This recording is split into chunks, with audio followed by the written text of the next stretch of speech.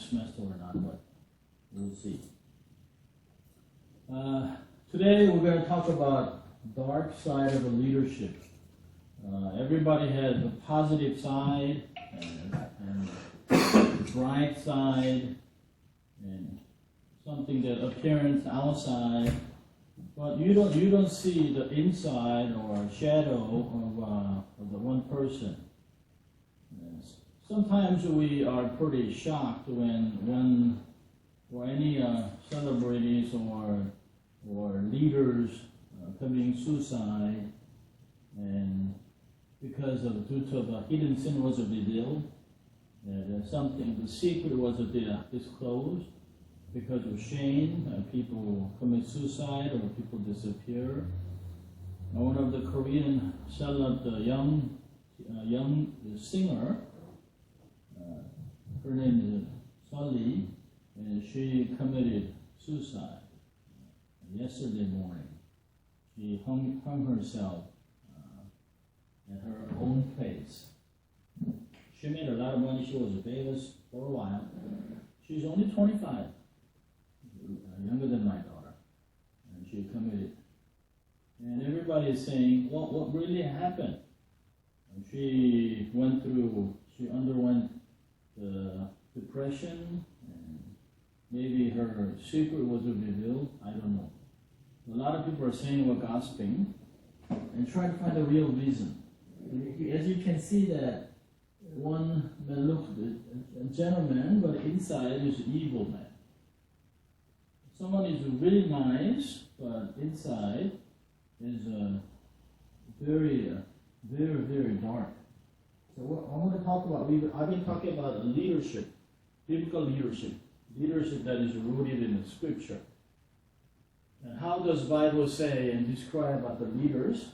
But here, I want to see, we talked about positive side and the bright side of the leadership and possibility. But I want to talk about the negative possibility that could be a bomb for someone's life and destroy immediately. We call that a dark side of leadership. Someone calls shadow of the leadership. The little kid looks so innocent, very kind, but inside is a wolf, fox. And maybe lying, cheating, stealing. Someone looks very innocent, but inside, the devil is living. Probably the experience of some kind of people like this, try to away from that, but you don't want to build a relationship with those kind of people, but apparently looks very nice, very naive, very kind, but inside is evil. So everybody has problems. Everybody has some kind of habits and family problems and friendship problems. No one is perfect. Everybody has some kind of problems. But if you do not manage your problems, apparently there's something that bothers in your life. If you do not manage them immediately, that can grow and makes a bitterness in your heart. Not only that makes you feel bad and making the worse, not only yourself, but that'll affect neighbors. Immediately your family members, your spouse, children, and relatives, and the extended family. So you have to manage it. There's pitfalls of leaders. Everybody's moving to the road, but there's a lot of potholes. You can see potholes in California. You know what is pothole? On a road, there's a hole that sometimes the car just bumps, and because if you go through the many potholes, the tires can be flat and car can be damaged. But not only that, if the pothole like sink, if that happens, if you fall in a manhole, that'd be very severe. Or if you fall in the track, that you can die. So then many pitfalls for leaders. Of course, you as you walk, as you make a living, you'll you will face a lot of difficulties. But not only barriers that you have to cross over, just pass by, there's a hidden pitfalls that you can fall and damage yourself. So, if you fall in the manhole, the short one, the shallow, you may just break your legs or break your back. You can live, but some manholes are pretty deep. And if you go to New York, if you go to other cities, Midwest, manhole is so deep. Once you fall, you can survive, or you can, some not only manhole, there's a trap that you can fall. So what is pitfalls in your life? What is number one pitfalls is pride. Pride, arrogant. And someone is always saying, "I'm the best." And that you can see. Some people are like that. Always say, I can do it. I know it all. I got to do it. I have to be the center of everything. I did it all. I know it all. That's what all the pride, and also those people who have a pride will say the same thing. The Bible records of many examples of those who been proud, and pride killed them. And there are many of them. I just picked 7 of them. One is Nebuchadnezzar of Babylon, Belshazzar of Med, and Saul, king of Israel. He was the first king of Israel. And Uzziah is a king who was ordained when he was a little kid. He was good, but later on, because his anger in the sanctuary just made him. So the Bible literally says that he's arrogant and proud. And we can see the parable of the rich fool in Luke chapter 12, and King Herod, who was struck down immediately by worms, and of course, all caused by Satan. Let's look at one at a time. One is Nebuchadnezzar. He's a great man. He's greatly respected in Babylon. Babylon is modern Iraq. Nineveh is the northern city in Iraq. He was a great man. He conquered most of the land in the Levant area, modern Iraq, Iran, and Syria, and Israel, and Edom, and all those countries that he conquered. And he has a particular skill to build gardens, and he made a great garden. We call it hanging garden. So he's looking at it, and he goes, "Oh, I did it all. What a splendid, amazing scene." So is a hanging garden of Babylon is one of the 7 ancient wonders of the world. There's 7 wonders. Some people say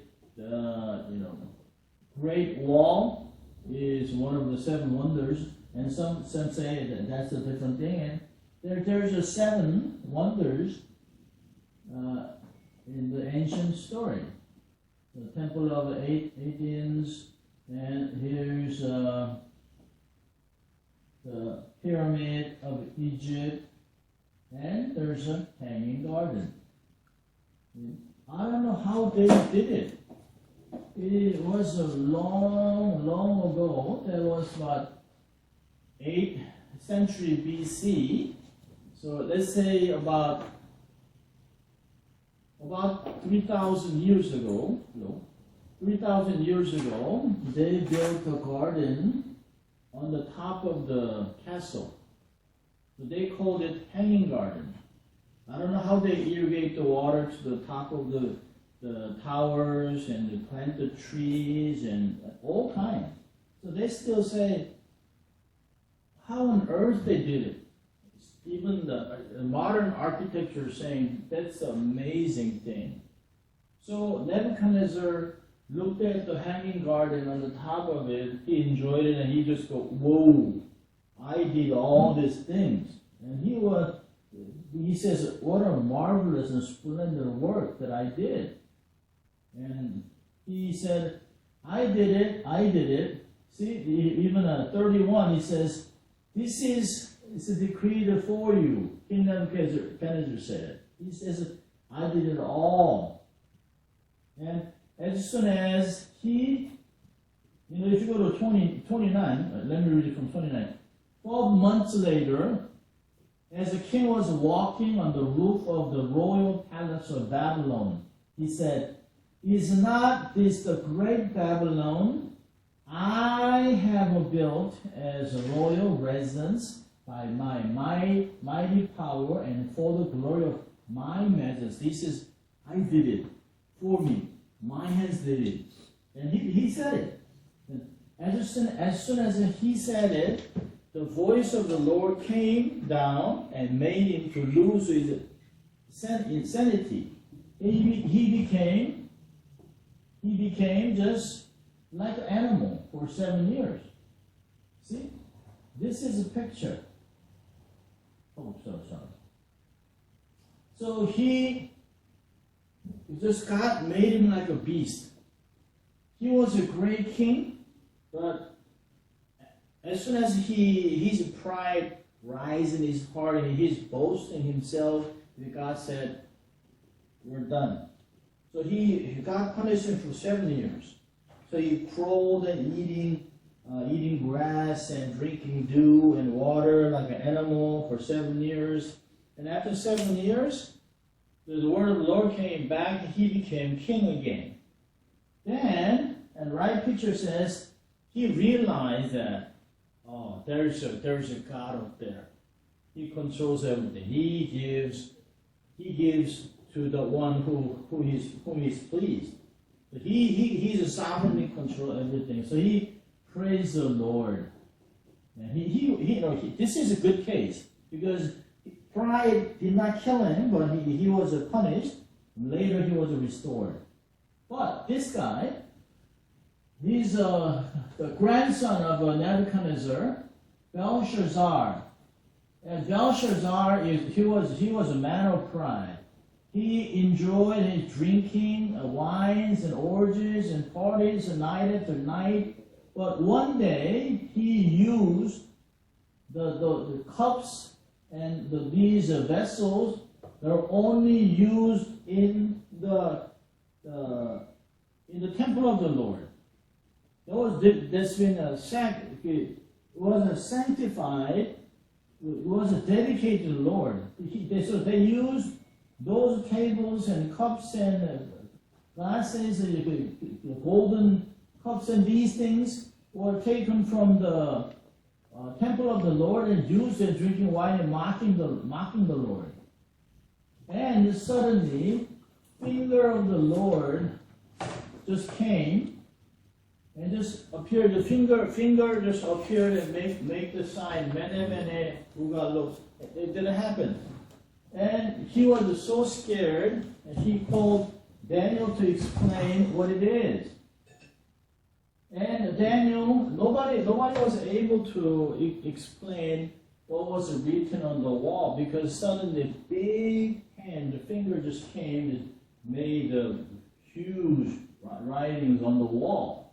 It was not a human, but everybody knew that was God. That was not human.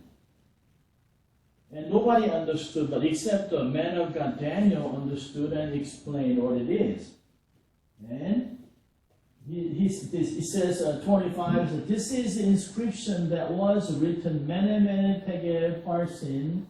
This is what these words mean. Mene means God has numbered the days of your reign and brought it to an end.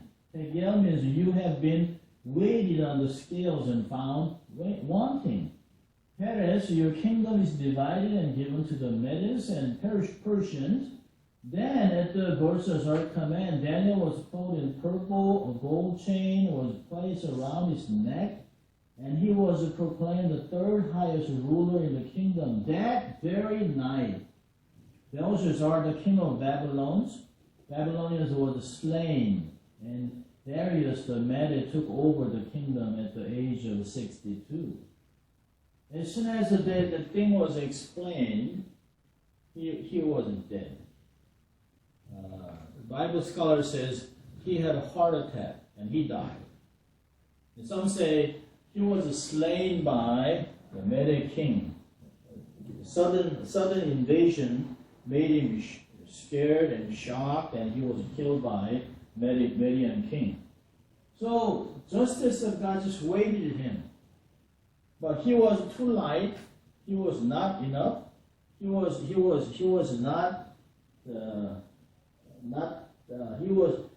not level with God's standard, and he was killed.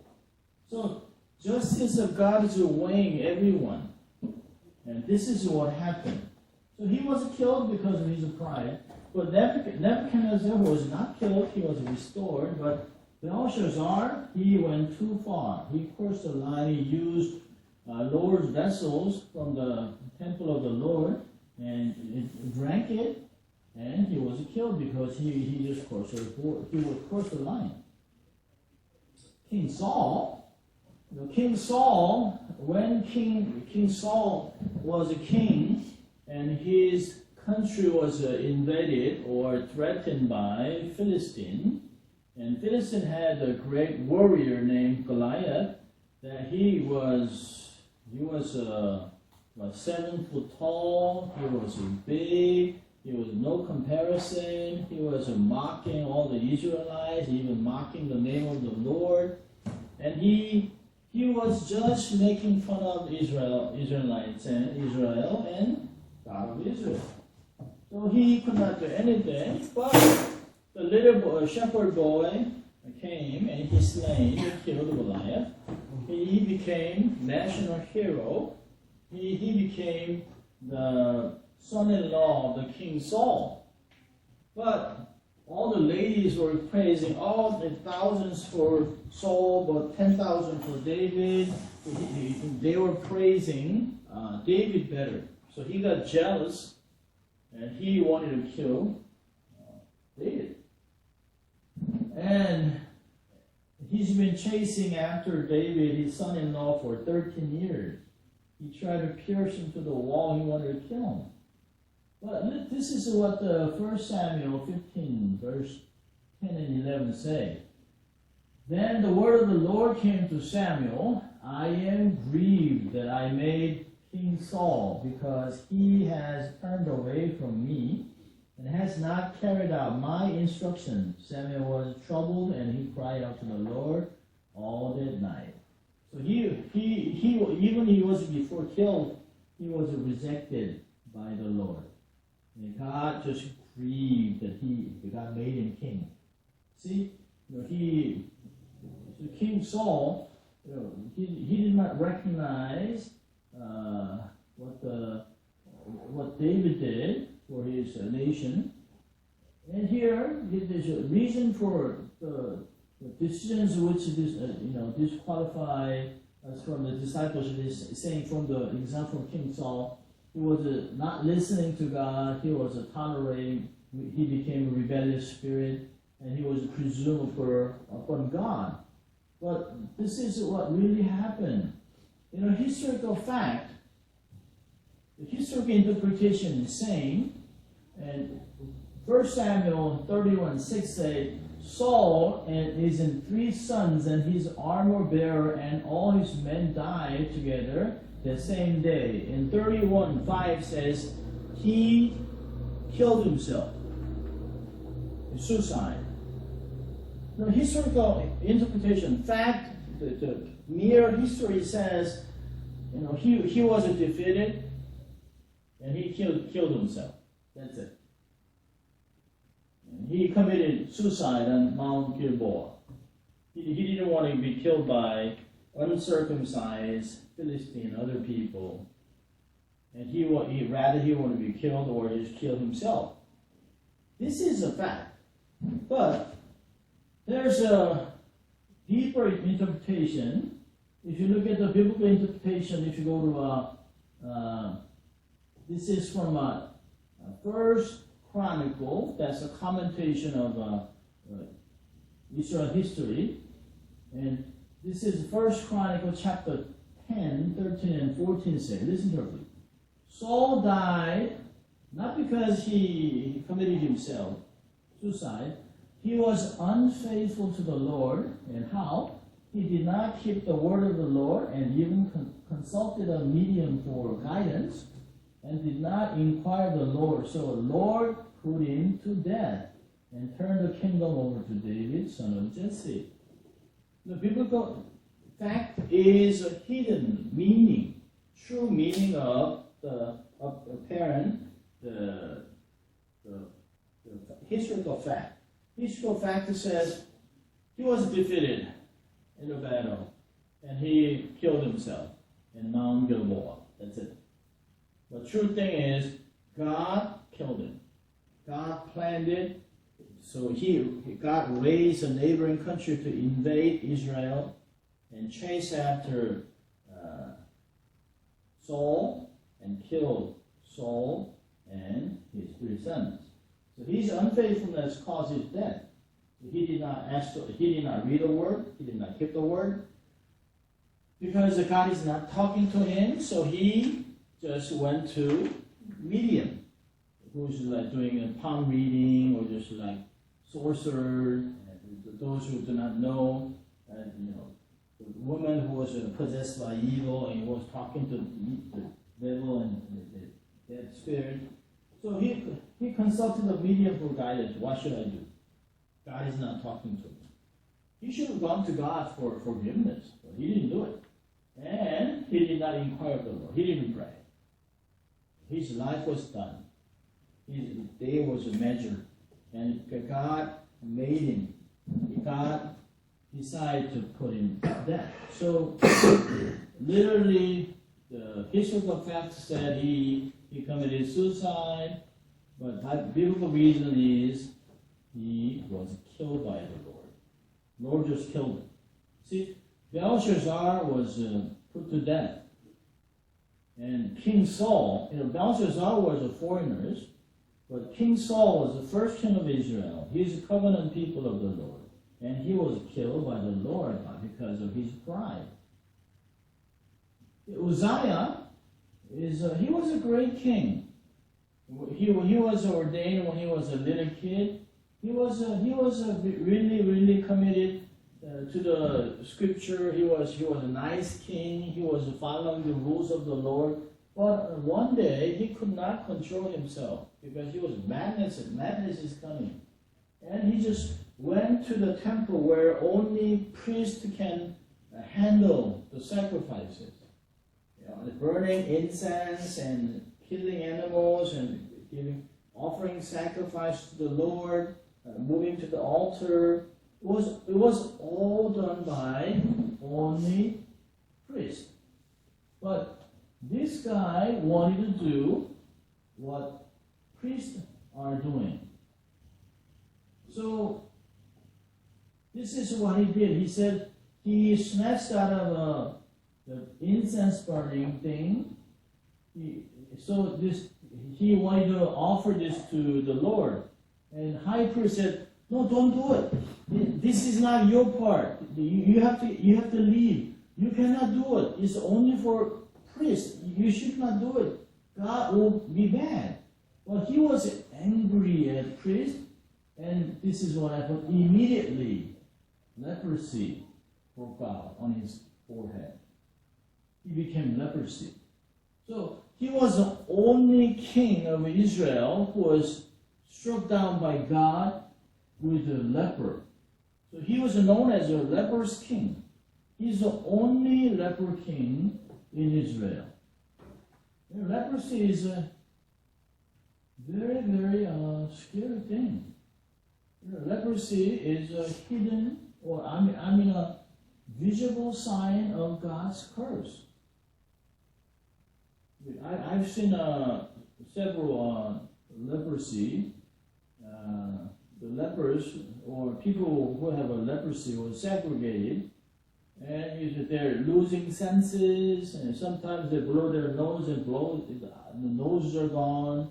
Their eyes are just popped out and become blind and losing fingers, and this happened.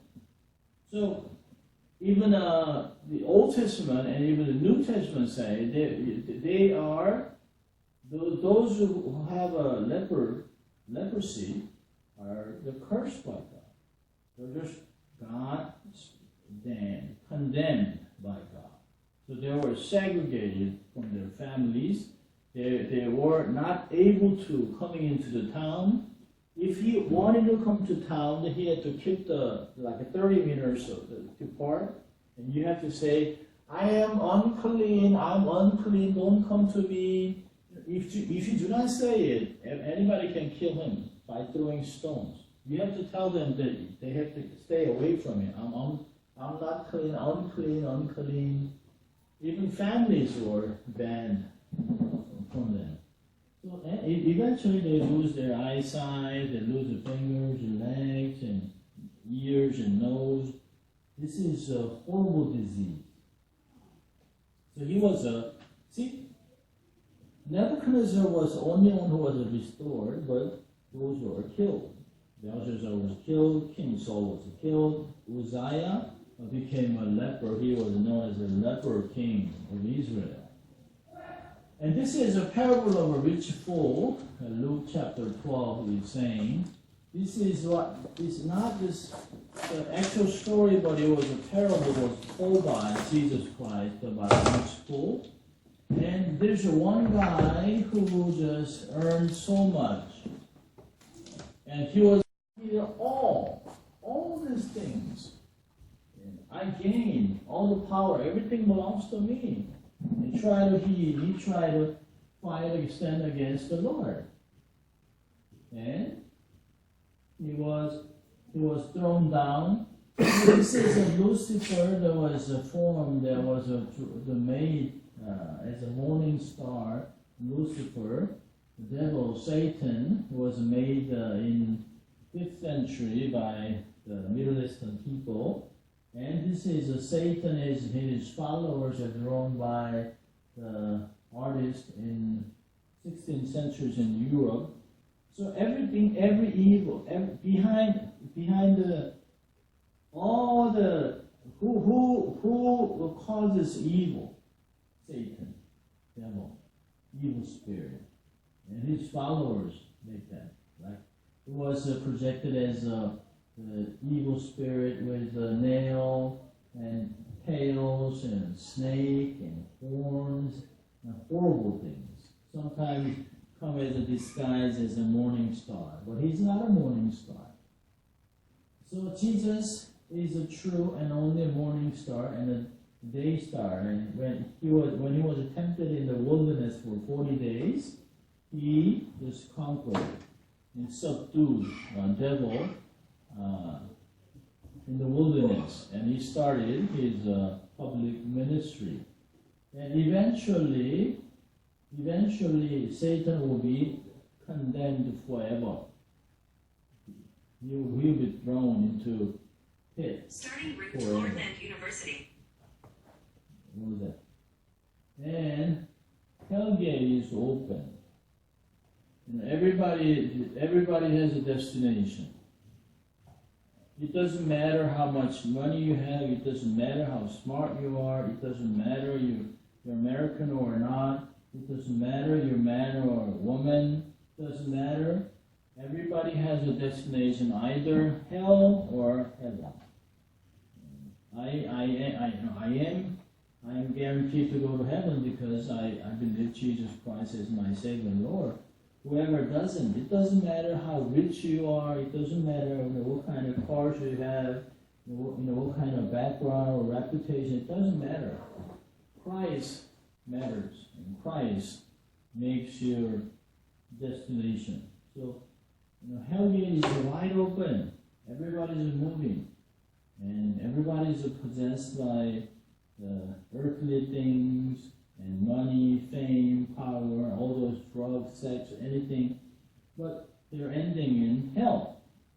And those who just confess Christ as Savior, they're moving to heaven. So two destinations. But the devil will be condemned forever. Okay. So biblical teaching is simply saying, pride goes before destruction, haughty spirit before fall. See? Pride, frog with a pride, he doesn't care, but he doesn't know that alligators hiding himself try to devour him. So pride goes before fall. Pride does not give you discernment. Once the pride works in your heart, you don't have a discernment. Your eyes are blindfolded, and you just do not. You lose the sensitivity, and you just do not know whether there's a trap or not. And eventually, you'll be destroyed. So pride goes before destruction. See, pride. He's not looking down. He's looking up. He's lifting his nose up high, and his nose is too high, and his eyes are not looking down, and there's a prey waiting for him. Once he gets in, he's dead. This is what Proverbs 16:18 say. So result of pride is when pride comes, then comes disgrace. But with the humility comes wisdom. Pride only breeds quarrels, but wisdom is found in those who take and prize. So pride and wisdom are working totally differently, ending in different destinations. The forms of pride, how does the pride dress like that? Before is a downfall, a man's heart is proud, but humility comes before honor. Once your heart is filled with pride, then immediately your life is going down. It doesn't matter how high you're on, whether you're on the top of the top and top of the cream, doesn't matter, you're going to slip and you're going to go down.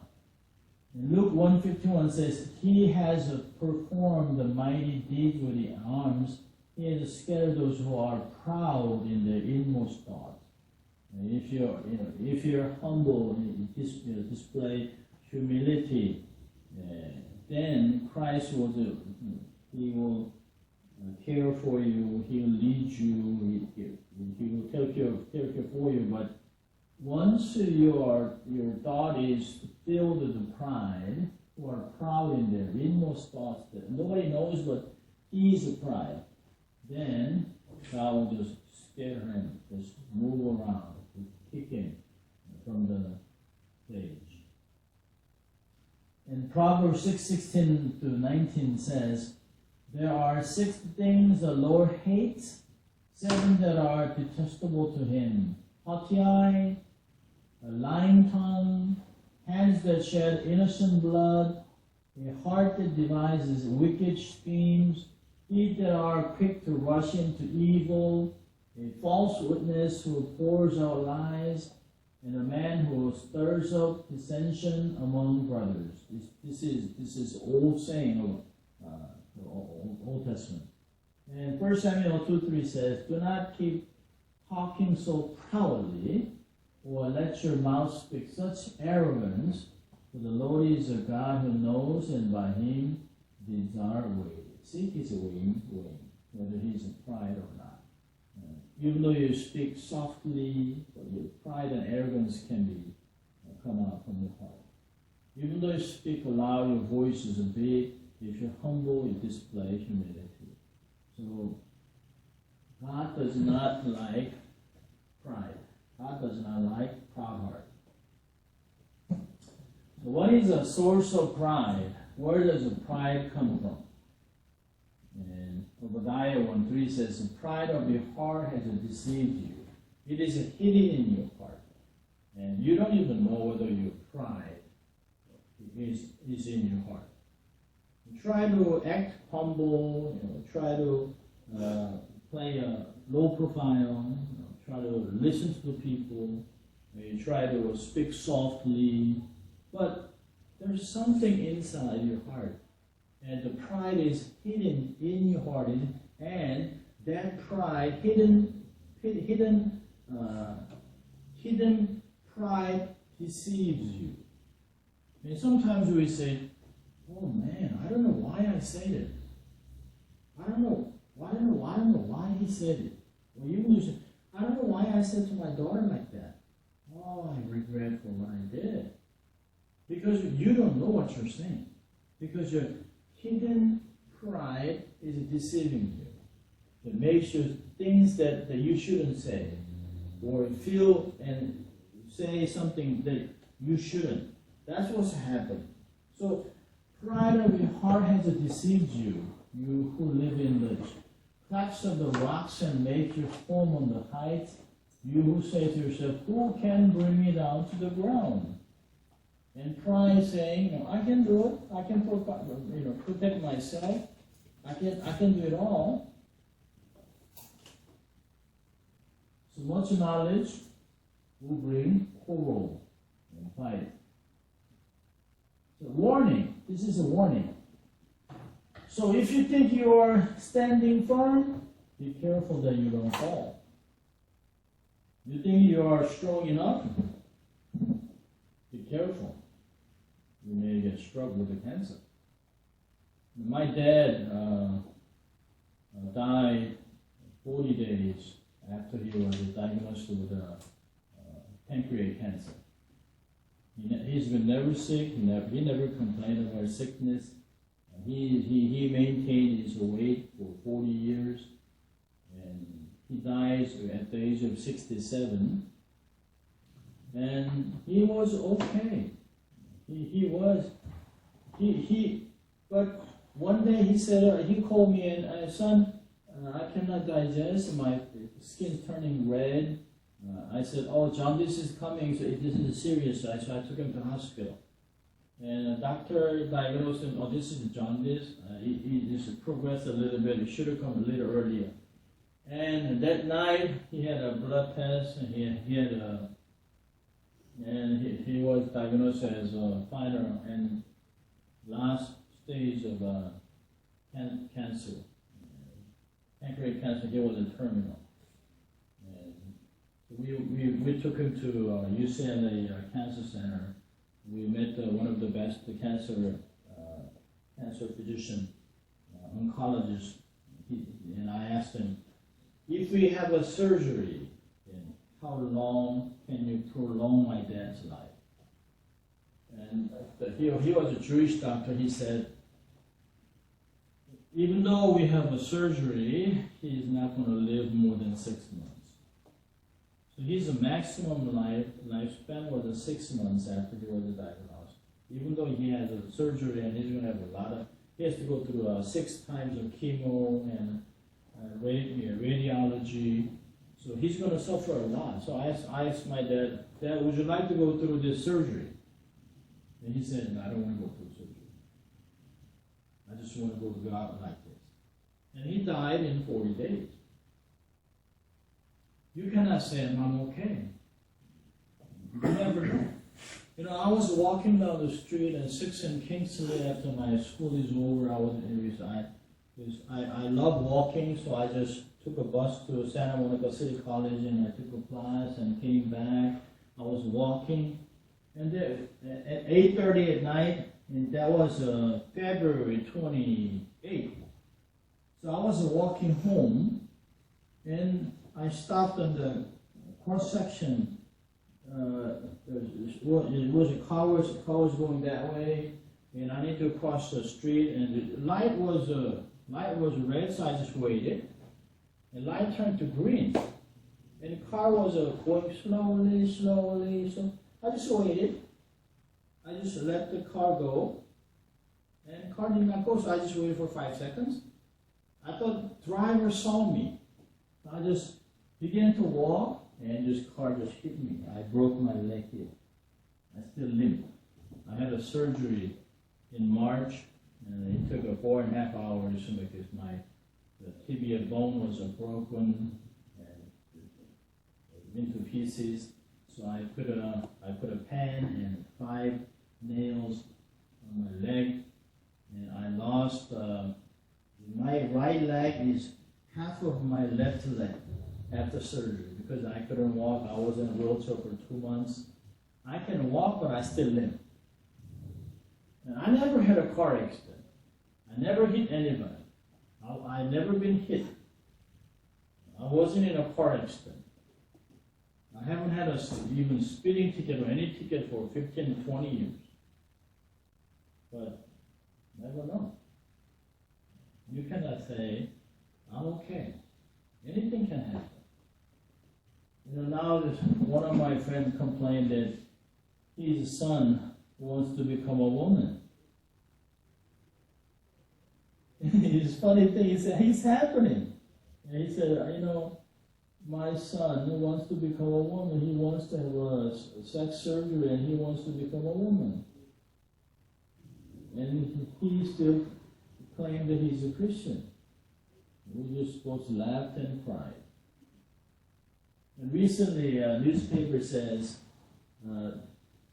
parents divorced, and mother took son, who is about 5 years old, and he likes to play with his sisters. He likes to play with the dolls. So mother thinks, maybe my son is trapped in, actually he's trapped in a wrong body. Maybe he's supposed to be a woman.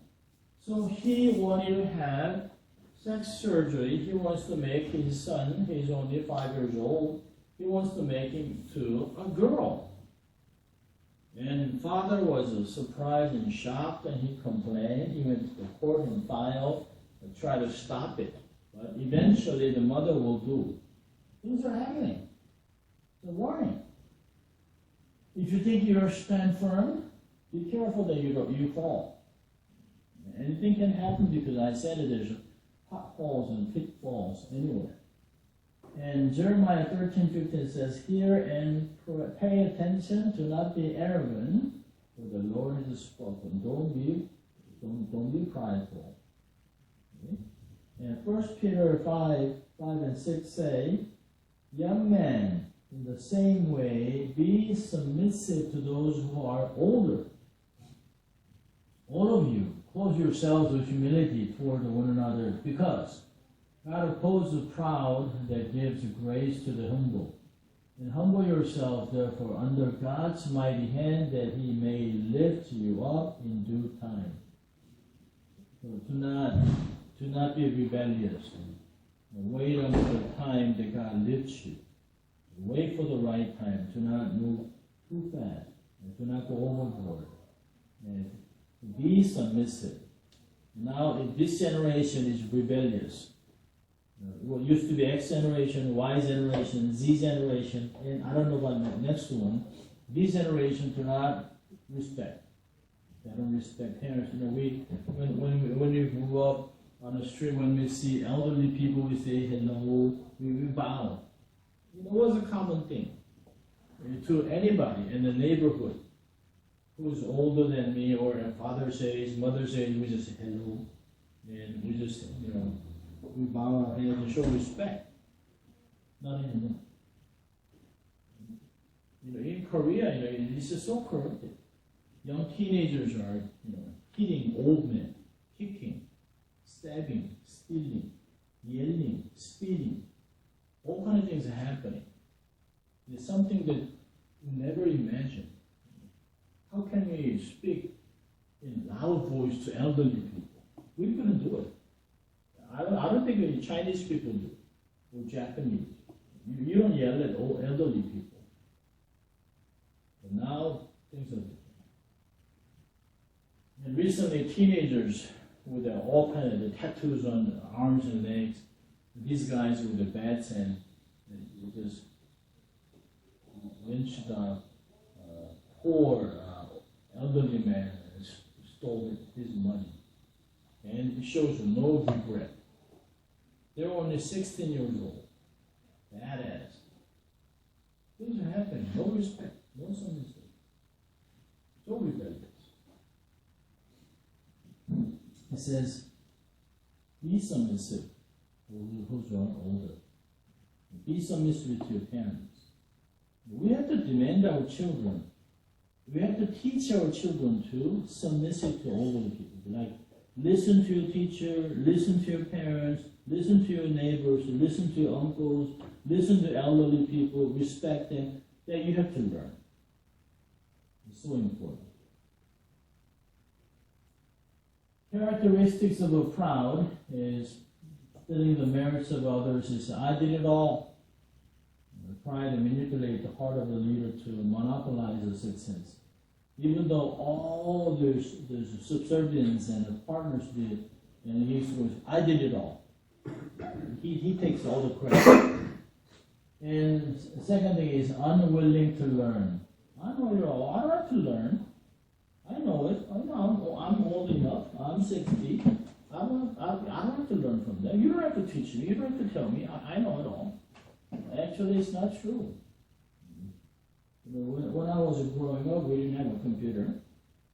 We had a computer. It was a new kid just came out with a floppy disk. When I was in seminary and a master's degree, before that we were just typing with the typewriters. What was happening?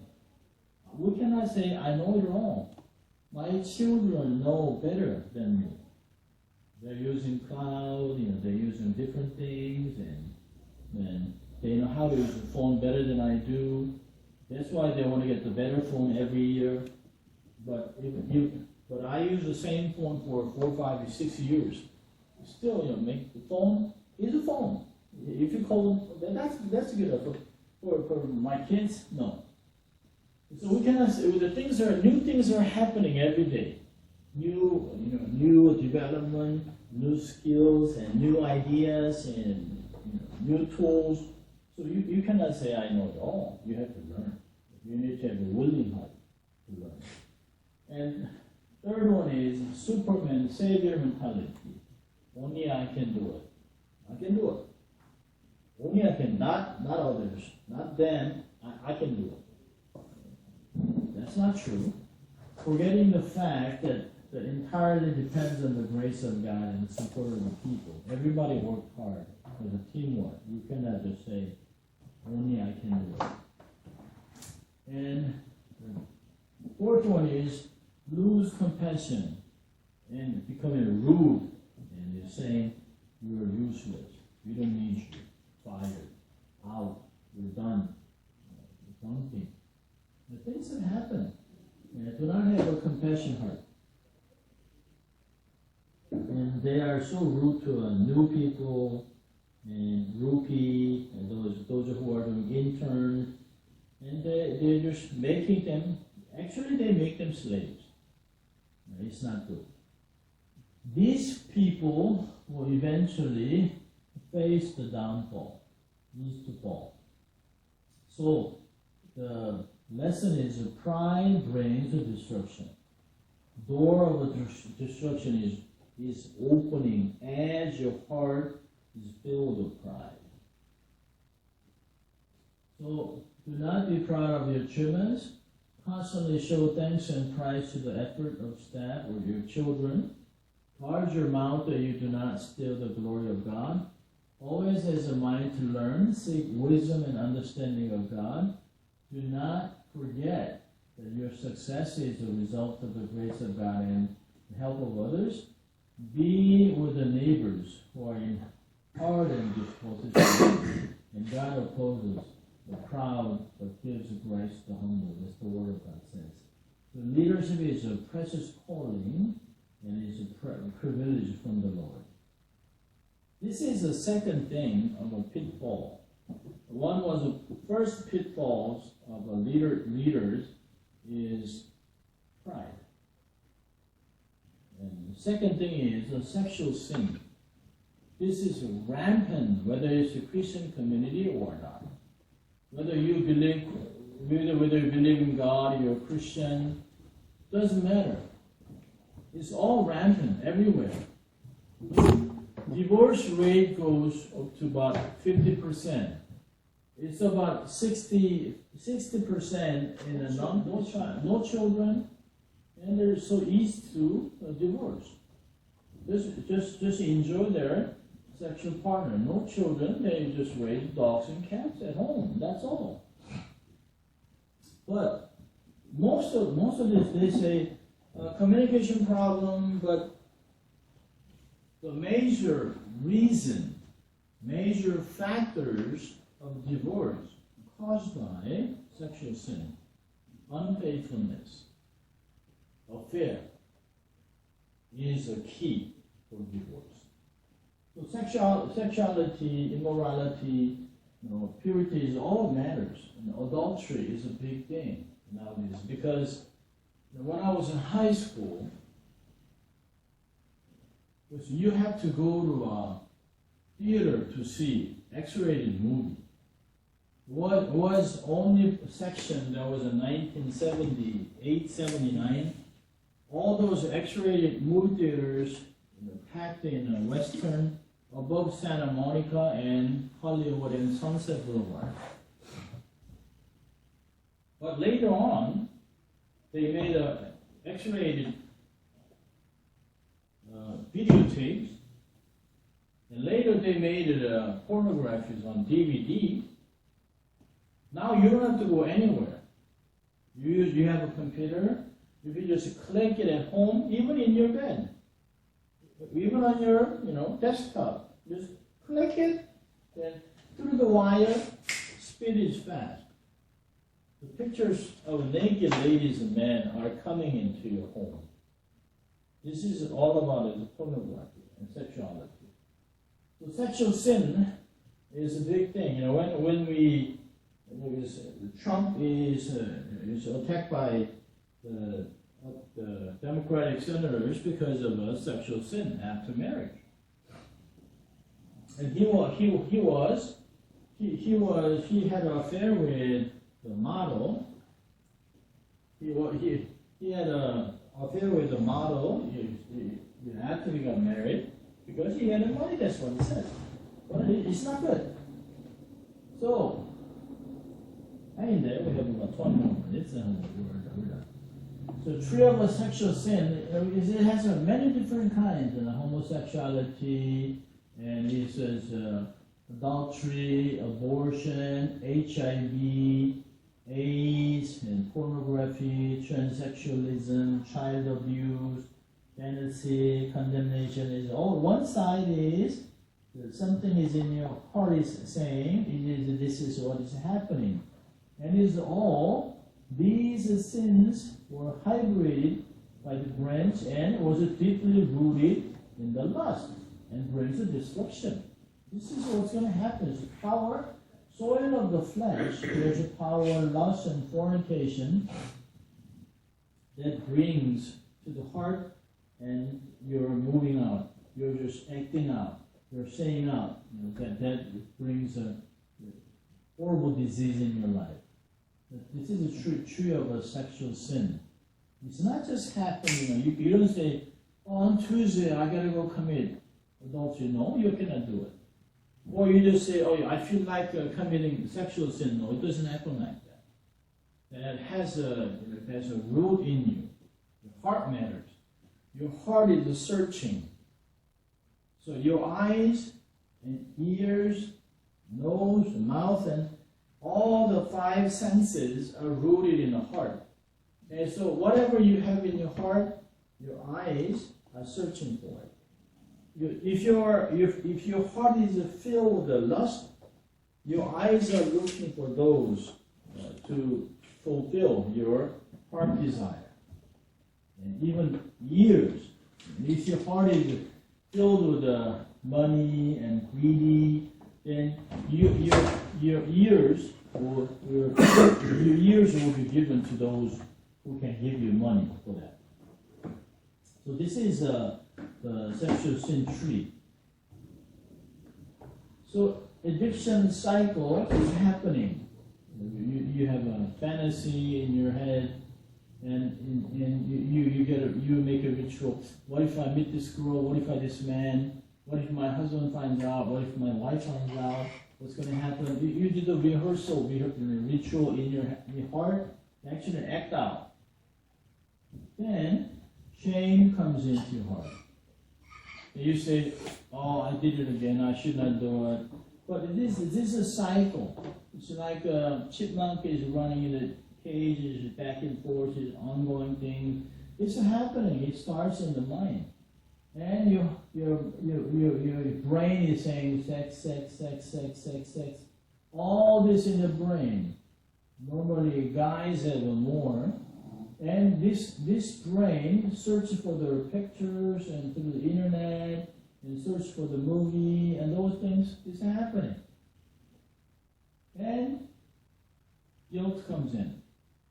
And sexual sins do affect the body. In the 1 Corinthians 6:18 says, stay away from sexual sins.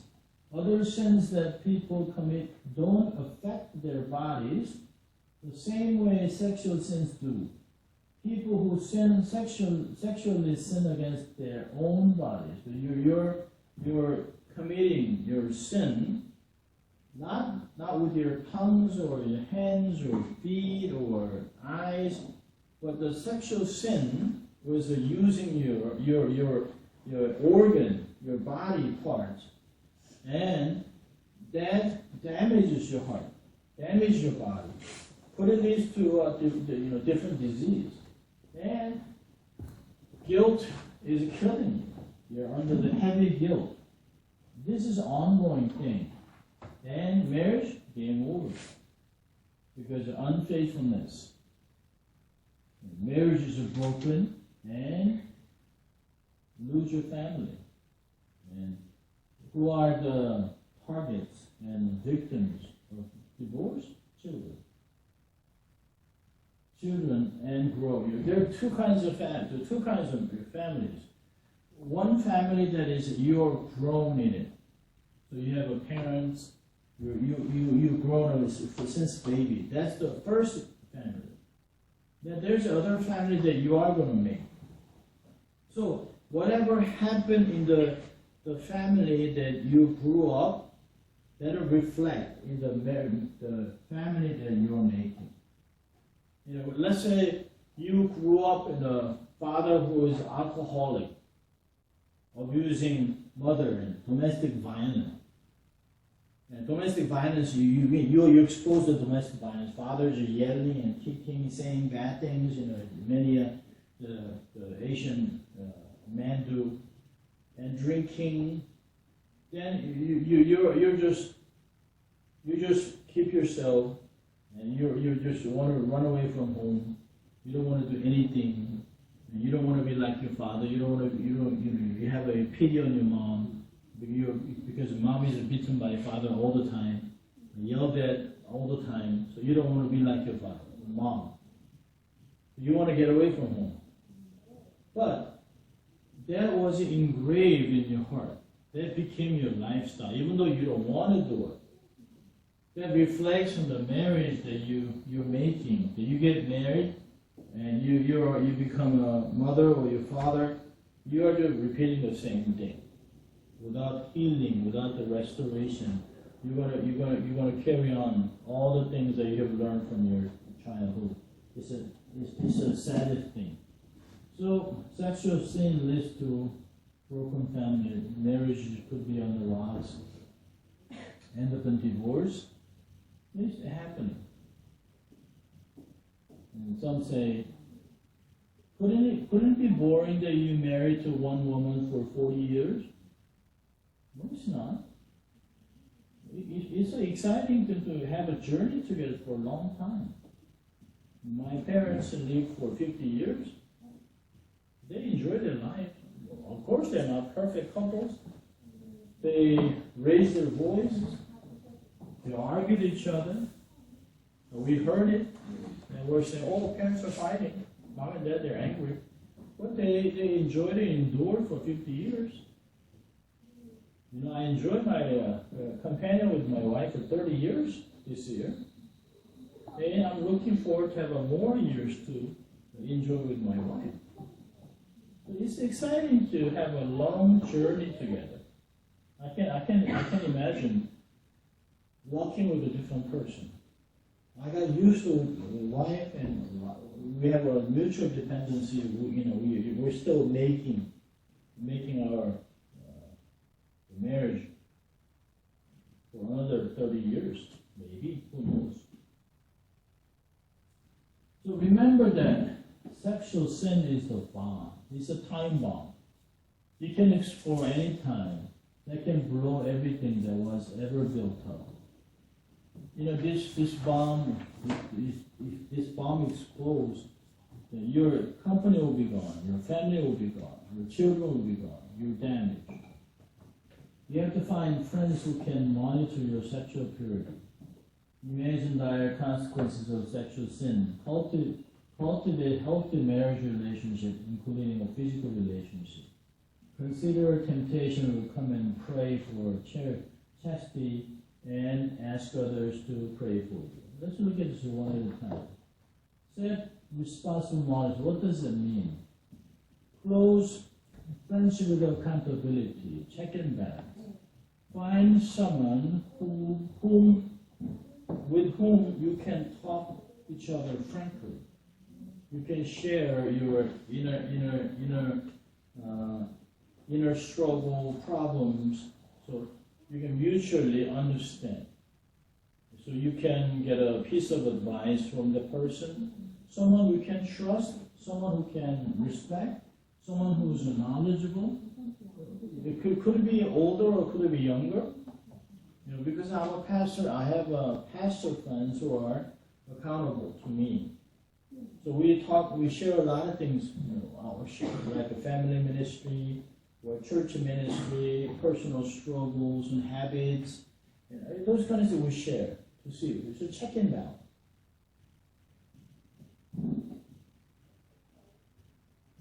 Loneliness makes you put you in a corner. It is very dangerous. Give ear to a warning. You know, everything has a warning. You know, there's a street light, it's green, yellow, and red. And green light, of course, is saying, go. Red, stop. Or from green to red, there's a blink, yellow. Yellow is a warning light. There's a slow down, you better be ready to stop. If you're going fast on green and suddenly a light turns to yellow, you gotta reduce and be ready to stop. Otherwise you cannot stop and get into collision. So everything has a warning sign. A spiritual leader should know what sexual sin is. He should listen to a warning of the result. Give ear to the voice of conscience. Your heart is saying, oh, this is not right. When you do something bad, your heart rates goes up. I shouldn't do it. Oh, you know it's not right. You know it's not good. But people just do it. That makes you different. So listen.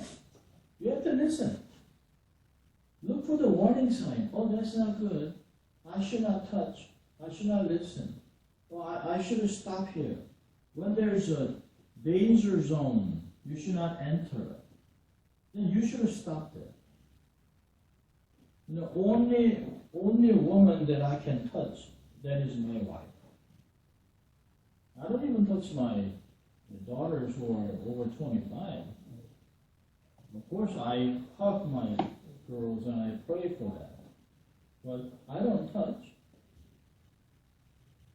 I can only touch and kiss my wife.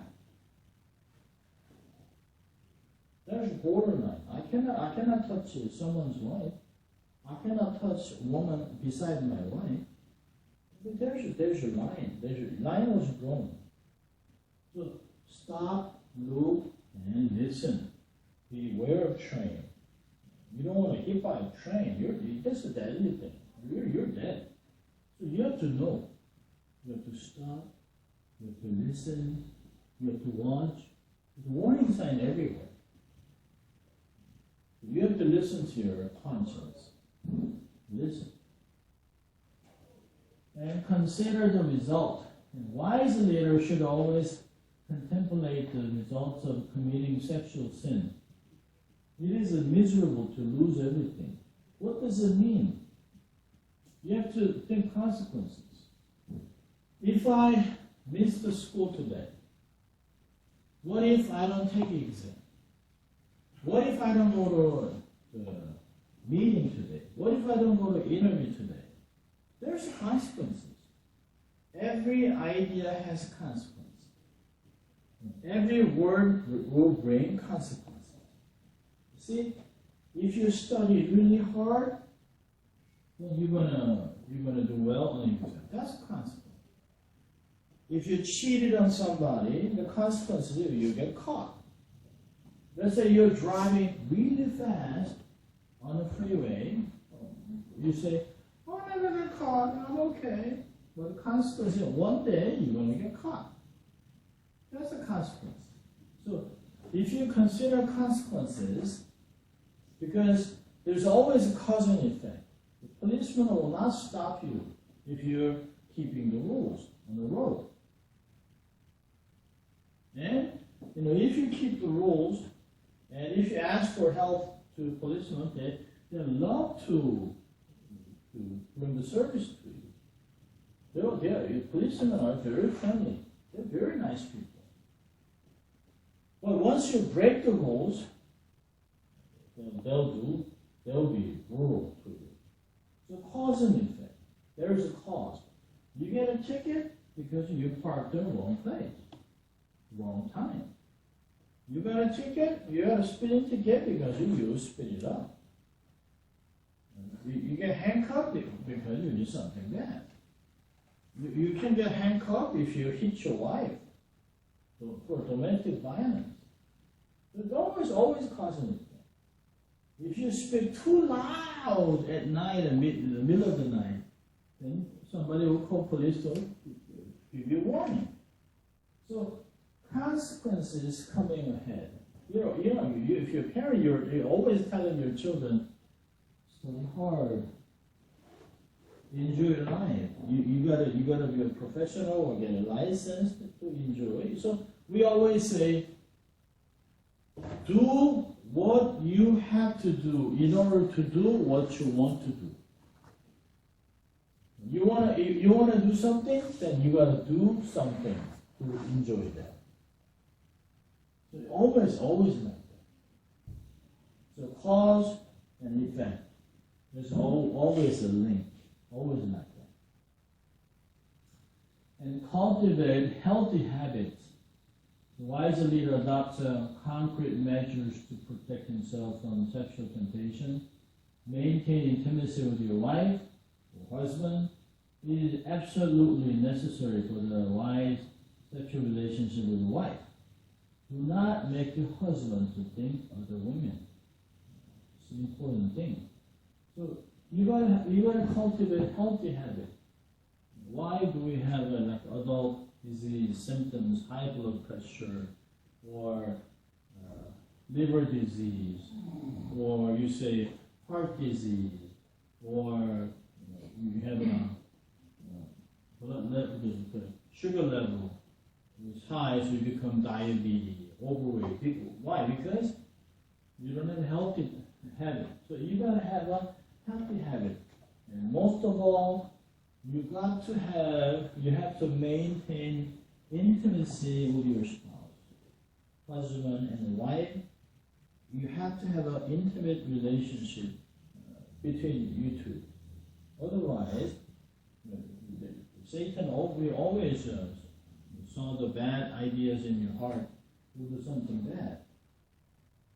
So the best present that I can give to my children is my intimate relationship with my wife. The best thing I can do for my children is I love my wife. So, our beautiful relationship, we're not perfect. We argue, of course we argue.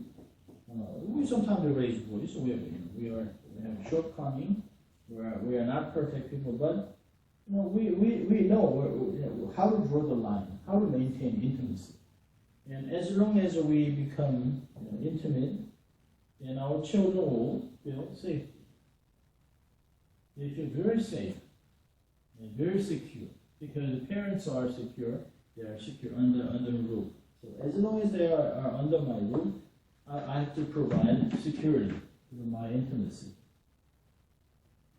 The last one is to pray and ask others to pray. So, in order to keep your heart pure and stay away from sexual sin, is you gotta pray. You have to confess that you're weak. You're not perfect. You're not strong. You're not Superman. You're not Superwoman. You're a human being. You're just filthy rag, human being. You can do anything. The unthinkable things can happen.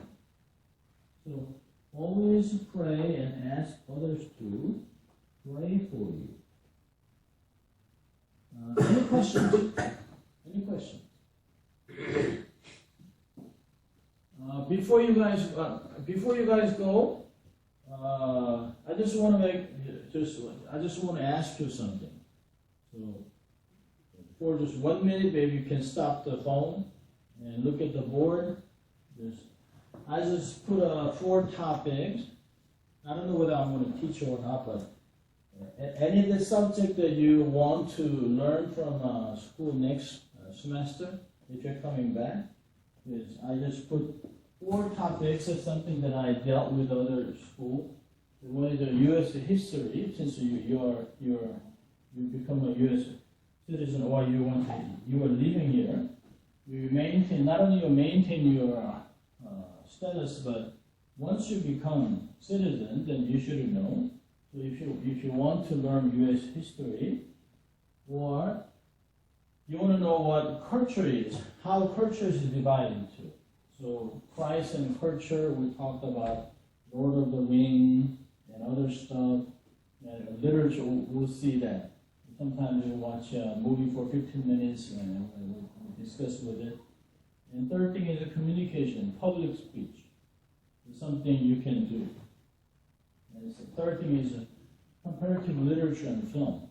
We talk about the films and critics and any topics that you want to deal with. Any topic. Anything that interests you? Communication. Okay. Anyone else? Anyone else?